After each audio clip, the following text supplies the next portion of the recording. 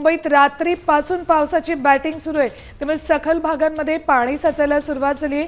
उपनगरांमध्ये ही जोरदार पाऊस बरसतोय।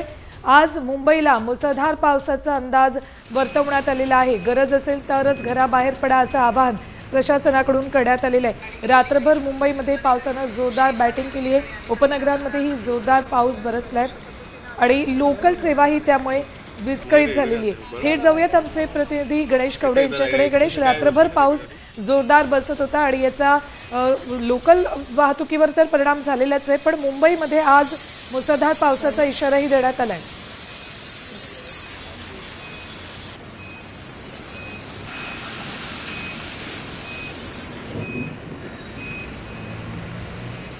पूर्व उपनगर असं या सर्वच भागामध्ये आहे ते मुसळधार पावसाला सुरुवात झालेली पाहायला मिळते। सकाळी पहाटेपासून देखील मुसळधार पावसाची सर आहे ती सुरूच आहे। या सरीमुळे कुठेतरी आहे ते मध्य आणि हार्बर रेल्वे देखील आहे त्याचा परिणाम झालेला आहे। 10 ते 15 मिनिटांनी ह्या ट्रेन देखील आहे ते उशिरा आहेत आणि त्यामुळे हवामान विभागाच्या वतीने देखील जर तुम्हाला काम असेल तरच घराच्या बाहेर पडण्याचा काय नेमकी आत्ताची परिस्थिती? अजूनही पाऊस मुंबईत कोसळतोय का?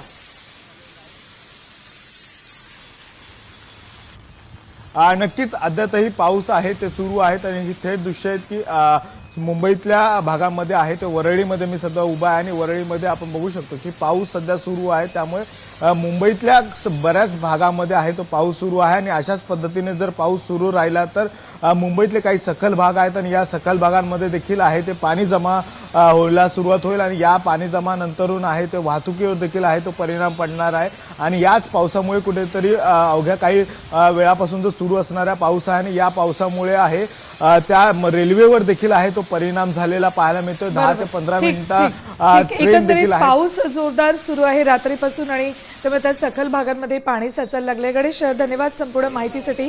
मुंबईला मुसळधार पावसाचा इशाराही आज देण्यात आलाय। रात्रभर मुंबईत पाऊस बरसलाय। उपनगरांमध्येही पावसानं अक्षरशः धुमाकूळ घातला होता, त्यामुळे सखल भागांमध्ये पाणी साचायला सुरुवात झाली आहे।